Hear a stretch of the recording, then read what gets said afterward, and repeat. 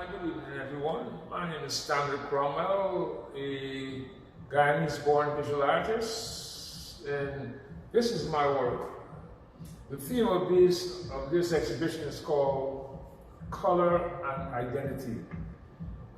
I chose the theme because this is something that we all struggle with as far as being black in a cosmopolitan America where we are identified by color. For me personally, my experience as an artist of color or even a human being has been mixed to the point where every time I stick my head through the door, I am identified as a black man. My name doesn't matter very much, but my identity precedes me. This particular piece is called griots. And griots are more or less storytellers or elder generation who pass down the tradition to the younger generation. And in this particular piece, or in most of my pieces, you'll notice the cowrie shells and the fish-like symbol. This deals with tales and folklore from the African diaspora. And within you can see the Rastafarian religion, the Rastafarian man, and the dreads, the locks going up. You could even see the symbols of the comb in the hair. And the golden color, the sunshine, and my brushes. I used to use my brush as symbols in my work. This piece is called I Too Am American. And this piece was motivated by the great Langston Hughes.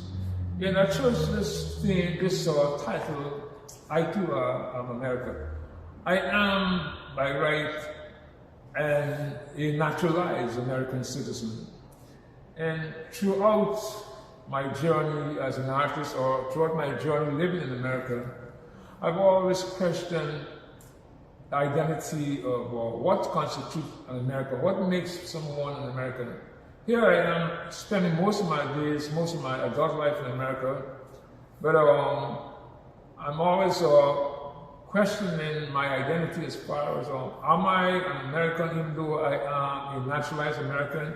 Or why are there so many titles to being an American? Why are there Afro-Americans, Caribbean Americans, Western Americans, Asian Americans?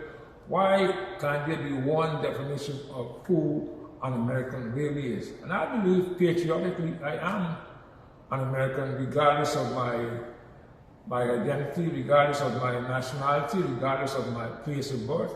I've sworn allegiance to the American flag, and I feel deep down in my heart, in my spirit, that I am an American, even though sometimes I might be perceived as being a fake American. You're not really from here, but okay, we allow you to use that title, but a real American is someone that is born here. And I dispute that because America is in your heart, not just the color of the flag.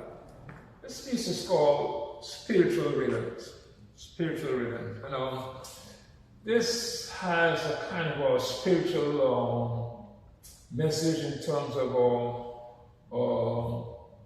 the Baptist tradition, women consumed by the Spirit and dancing till they almost spiritually unconscious.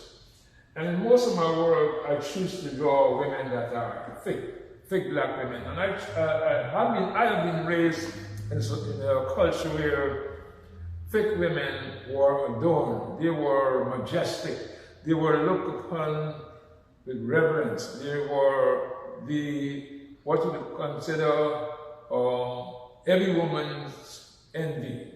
They had a sense of value, they had a sense of pride. So in most of my work, there are faces within faces and thick bodies, but this particular piece deals with the transformation from the flesh to the spirit and backwards in terms of people get caught up so much in the spirit that their eyes are closed. But even though their eyes are closed, it's not a sign of being dead or sleeping.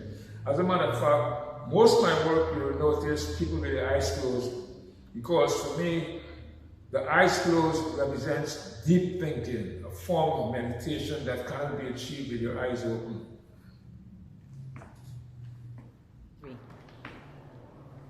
This piece is called Colonialism and Identity. I was born in the former British Guyana, which is now known as Guyana, Guyana. And during my time growing up as a little boy in Guyana, your identity, one's identity was determined by the tone of their skin. There were so many shades of blackness, so many shades of black people that I could look at the color of your skin and determine where you live, where you work, or just who you are as an individual. And this particular piece, you notice there is the indigenous person stereotypically painted as in red, in terms of having a red skin, which was almost also like a racial form of identifying the people that are the indigenous people. And in this piece you can notice the different shapes of the different shades of blackness, and also the texture. This piece is very texturized because I wanted to show the texture of life that we lived under colonialism. It was kind of a rough, where we as black folks, there were certain places that we couldn't go. I mean, there weren't any signs of saying no blacks allowed, but we know it was something built in. We know where to go, where not to go. So this piece here is heavily in pastel, and there's a lot of symbolism. You see the palm trees, the sun, another palm trees, and the black-eyed peas. The black-eyed peas reminds me of America in a way of the black-eyed peas is surrounded by a large body of white, outer white skin. And in the center is the black nucleus. But should you remove that black nucleus, that black-eyed peas is no longer a black-eyed peas. And what I'm trying to say, with the racial tension we experience in America, this thought of black people go back home, go where you're from, should the black man be removed from America, then leaves America just a white America, then what could they do? What would America look like with just white America? No blacks, no people of color.